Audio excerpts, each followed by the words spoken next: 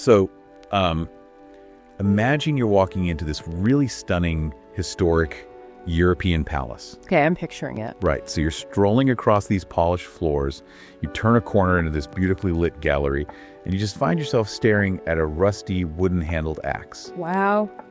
An axe in a palace? Exactly. And you read the placard next to it, and it explains that this exact axe was used by a woman to completely demolish her cheating lover's living room furniture. Oh, wow. I mean, that is quite the introduction to a city. Welcome to Zagreb. Right. And, it perfectly encapsulates why you just can't rely on the usual, superficial metrics when you're trying to understand this place. Exactly. And honestly, I am so incredibly glad you're here with us today for this. Happy to be here. So to you listening right now, pull up a chair, grab a coffee, or just, settle in wherever you are, because you are officially the third person in the room with us today. Yes, welcome. Today's deep dive is taking us straight into the heart of Croatia's capital. And look, if you've been paying any attention to European travel over the last decade, you already know the standard narrative. Right, the whole coastal hype. Yeah, exactly. You fly in, you immediately head to the coast, you look at the Adriatic for a bit, and you leave. Which is a shame, really. It is. Yeah. So we're totally bypassing the tourist traps today. We're going inland. We really want to uncover the emotional, the cultural, and the physical layers of Zagreb. And we're going to figure out the profound kind of hidden rhythms of daily life in a city that just, it doesn't hibernate when the summer ends. Which is really the core mystery of an inland capital like this, isn't it? It absolutely is, because, a coastal city is entirely legible, right? It's dictated by the tides, ferry schedules, those big seasonal influxes of tourists. You can basically look at the waterfront and immediately know the mood of the city. Exactly. But a place like Zagreb, it has this year-round, entirely self-sustaining culture. The pulse isn't just laid out for you on a beach. No, it's hidden in subterranean tunnels or inside bizarre museum exhibits and way up on mountain peaks. Right. To really figure out how this city breathes, you have to look at how its people actually interact with each other and their environment on, say, a random Tuesday morning in November, not just a sunny Saturday in July. That's a great point. And to do that, we've pulled together a pretty massive stack of material for today. We really have. Yeah, we're drawing from local travel guides like Frank, about Croatia and 34 Travel, some heavy academic sociology papers from JSTOR, museum walkthroughs, and even local nightlife and event trackers like Time Out and Meet in Zagreb. It's a really diverse mix of sources. It is, but let's ground this right from the start. Yeah.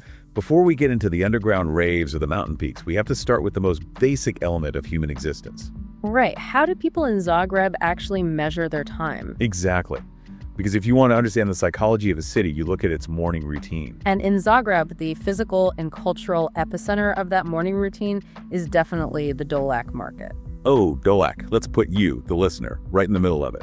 So Dolak is situated just above the main Jelassic Square, right in the center of the city. They literally call it the belly of the neighborhood. The belly of the neighborhood. I love that. And it's been operating since, 1930? Yeah, 1930. But it's not just your generic European farmer's market. It's this very specific, incredibly multi-layered sensory experience. For sure. The architecture of the market itself is basically a perfect metaphor for the city. It really is. If you look at it from the surrounding elevated streets, the upper level of Dolak is just this massive sea of bright red umbrellas. It's so iconic. Very iconic. And underneath those umbrellas, you have all these farmers who have driven in from the surrounding villages at dawn, selling fresh, open-air produce. It's loud, it's chaotic, it's vibrant. But the magic, I think, really happens when you walk past the fruit stalls and you take the stairs down. Down into the enclosed subterranean ground floor. Exactly. This is the dairy section. And this isn't, a refrigerated supermarket aisle with sterile lighting. No, this is where you find the older local women. They're often referred to affectionately as kumis, right? Yes, the kumis. And they are selling their homemade agricultural goods directly to the city dwellers. So you're looking at fresh, unpasteurized cheese, incredibly thick cream, and Oh, this dense, rustic, homemade cornbread. And that exchange is just so crucial. You have the modern, bustling capital city seamlessly integrating with the ancient agricultural heritage of the region. Like every single morning. Every single morning, it's this physical tether to the land. But Dolak only really dictates the early hours. Right, because as the morning progresses, the social energy of the city physically migrates. It moves from the market stalls straight to the cafe terraces. And this is where we really need to redefine some terminology for the listener, because the word coffee in Zagreb does not mean what it means in London or New York. Oh, not even close. Like, think about your own morning coffee run. For a lot of us, buying coffee is this purely transactional extraction of caffeine. Okay. You know, Right, you tap your card, you grab a paper cup with your name probably misspelled on it. you put your noise-canceling headphones in, and you just rush to your desk. It's just fuel for productivity. But in Zagreb, coffee is something else entirely. It is essentially the local currency of time. I think that's honestly the most accurate way to frame it, the currency of time, because the transaction isn't about the espresso bean itself. No, you aren't paying for the drink. You are paying for the right to occupy space. Exactly. When you sit down at a legendary spot like Velvet Cafe, or if you wander into a hidden courtyard to find a place like Finjak, Which is highly Instagrammable, by the way. very much so. But the expectation there is that you are going to linger. The local term for getting coffee essentially translates to a drink and a chat. A drink and a chat. And you might literally sit there for 2, maybe 3 hours on a single cup of coffee, And no one is bringing you the check trying to flip the table. which is completely counterintuitive to the hyper-capitalist model of the hospitality industry that most of us are used to. It is. And the architecture of the city literally bends to accommodate this ritual. Yeah, the outdoor terraces just absolutely dominate the sidewalks, and they are packed 365 days a year. Right, in the blazing heat of summer, they are shaded by these massive sun umbrellas. But what about the winter? Because it gets cold.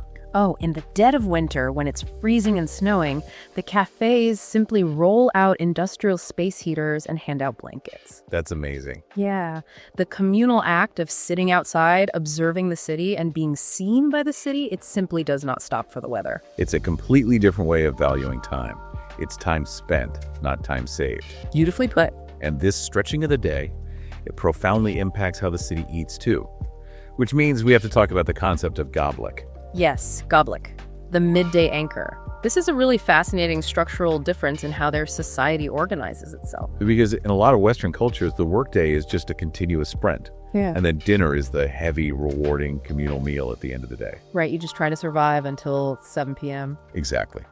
But in Zagreb, and really much of the surrounding region, lunch is the undisputed main event. Right, because traditionally the working hours here skewed much earlier, often like 8 a.m. to 4 p.m. So by midday, there's a legitimate need for a substantial caloric intake. And that structural economic reality is what created Goblik. So for anyone wondering, goblik is this specific category of lunch offered by local bistros. It's not some fancy multi-course tasting menu. And it's definitely not a sad desk salad. No, it is simple, affordable, incredibly hearty, homemade food. We're talking slow-cooked stews, roasted meats, things that change daily based on whatever was fresh up at Dolak Market that morning. And it completely dictates the entire afternoon rhythm. It does, because if lunch is the heavy communal meal, the afternoon becomes this period of digestion and continued connection. Rather than just a frantic rush back to a cubicle. Exactly. The city is wired both structurally and gastronomically for human connection.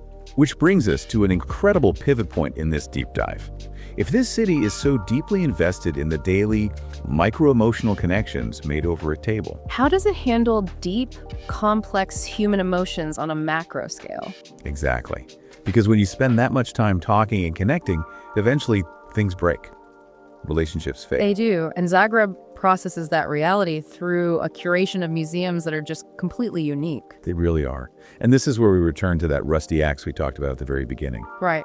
You were talking about the Museum of Broken Relationships. Yes. It's located up in the historic Upper Town, housed inside the gorgeous Culmer Palace. And the origin story is almost too perfect, isn't it? It really is. It was founded in 2006 by two artists, Alenka Vistica and Drazen Grubasic.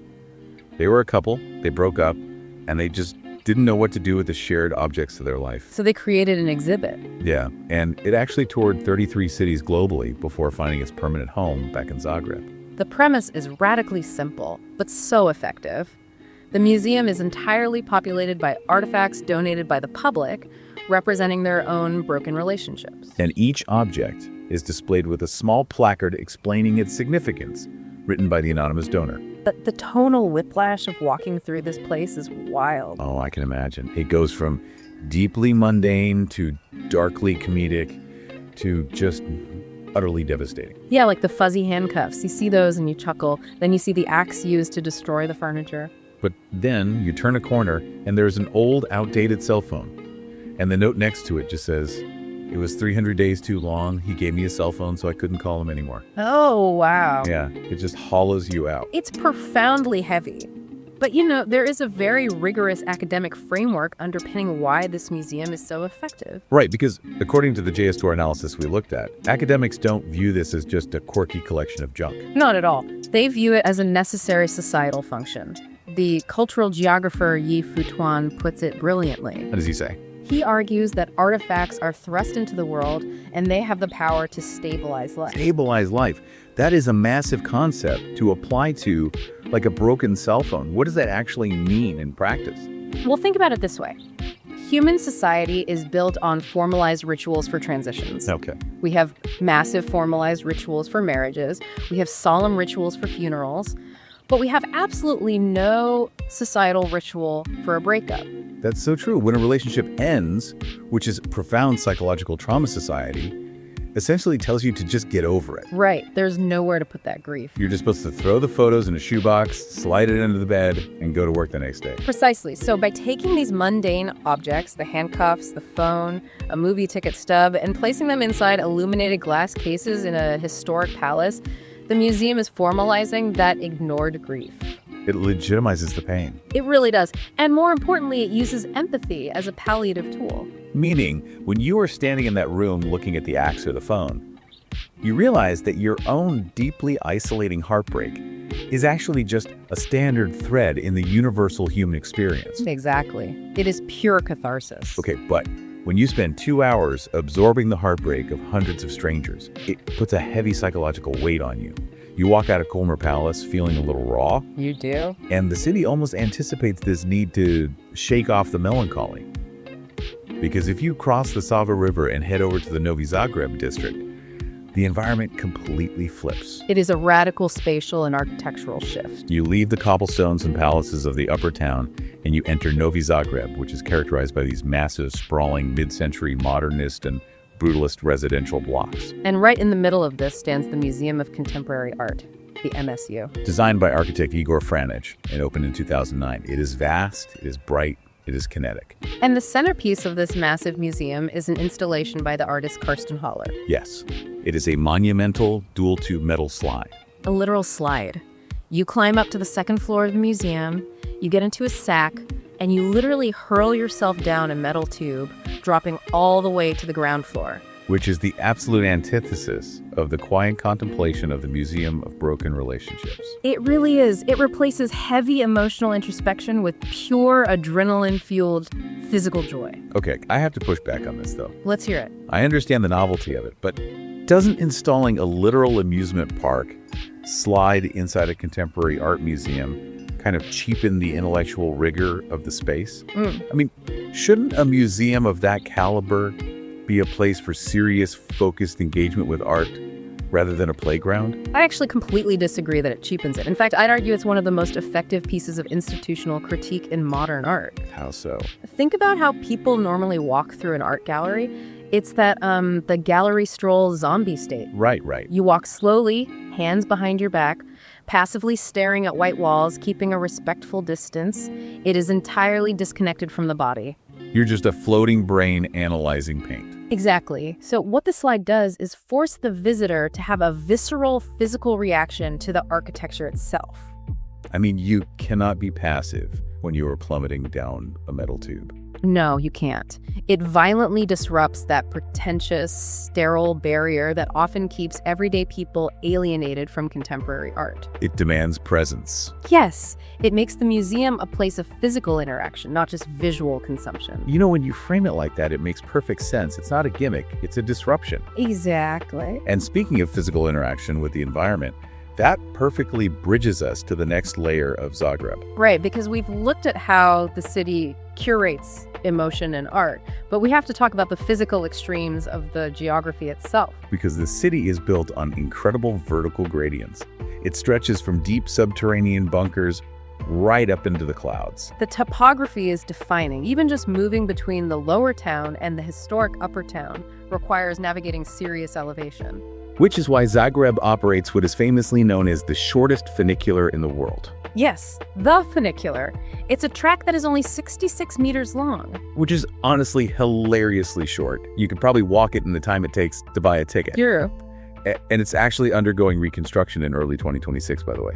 But the fact that a city felt the need to build a mechanized railway to go 66 meters tells you everything you need to know about how steep that grade is. And when you ascend into that upper town, you are met with an architectural landscape that is defined by one word: resilience. Because this is a city that sits on an active seismic zone and has survived centuries of conflict. You see that resilience immediately. You have St. Mark's Church, famous for this stunning, vibrant, perfectly preserved, tiled mosaic roof depicting historical coats of arms. It's gorgeous. But then, just a short walk away, you have the Cathedral of the Assumption, which is defined by the fact that it is perpetually encased in scaffolding. Right. It's a beautiful structure, but it is constantly being repaired, a reality that was severely exacerbated by a massive earthquake in the spring of 2020. The city really wears its scars visibly. The Stone Gate is another perfect example. Yes, the only remaining gate of the old medieval city walls. Right. And in 1790, horrific fire swept through the area and burned everything to the ground. The only thing that survived the ashes was a single painting of the Virgin Mary. And instead of just putting that painting in a museum, the city turned the gate into an active, open-air shrine. You can walk through it at midnight on a Tuesday, and there will be people lighting candles in the dark, seeking quiet refuge. It's deeply moving. It is. But the city's relationship with its dark history isn't always so solemn. No, it's not. And that brings us to the Gornji Tunnel. This is one of the most fascinating urban spaces in Europe. The Gornji Tunnel is a subterranean passage carved directly underneath the city center. And it was originally built during World War II as a bomb shelter to protect the citizens from aerial attacks. It's damp, cold, thick concrete. A space literally designed out of fear and the threat of death.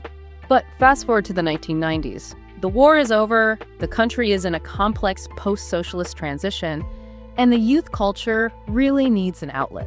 So what do?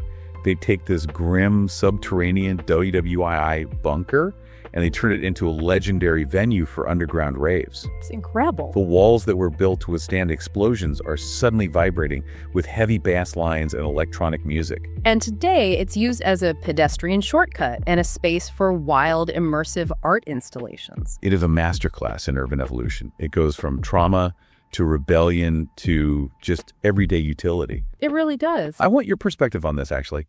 How does living in a city that does that, a city that repurposes a bomb shelter into a rave venue and a public walkway, affect the psychology of the residents? I think it breeds a profound subconscious adaptability. How so? Well, when the physical space around you demonstrates that trauma isn't the final iteration of a space, it changes how you view the future. It tells the residents that a place of immense fear can literally be overwritten with joy, with art, and with the mundane act of just walking home from work. It demystifies the trauma. It refuses to let the past hold the space hostage. I love that. Me too. And from the deepest, darkest subterranean depths of the earth, Zagreb gives you the option to swing to the exact opposite physical extreme. Yes, if you look north from the streets of the lower town, your vision is immediately filled by Medvednica Mountain, which completely cradles the city. It is a looming, omnipresent geographical feature. But it's not just scenery. The residents actively use it to escape the concrete. Right. There's a brand new Stilding cable car system. In just 20 minutes, you can leave the exhaust of the urban tram lines, glide over the dense forests, and step out at an elevation of over 1,000 meters. You ride directly into the alpine clouds. And when you arrive at the top, the culture shifts again. It does. You hike through the trails and eventually stop at places like the Punta Jarka Mountain House. And this isn't fine dining. This is survival food turned into comfort food. Exactly. You walk in, it smells like wood smoke, and you sit down to massive steaming plates of traditional slow-cooked beans with sausages. Oh, and heavily roasted potatoes and this sweet, dense homemade apple pie. You are literally minutes away from a modern European capital, but you feel like you are in a remote alpine village. The duality is staggering. But what happens when the sun sets on Medvednica? When the hikers finish their apple pie and take the cable car back down. Right. And the underground tunnels empty out of their afternoon commuters. The energy of Zagreb doesn't dissipate. No, it transforms. It hands the baton to the night. That daytime coffee culture we talked about smoothly transitions into a massive, incredibly diverse nocturnal pulse.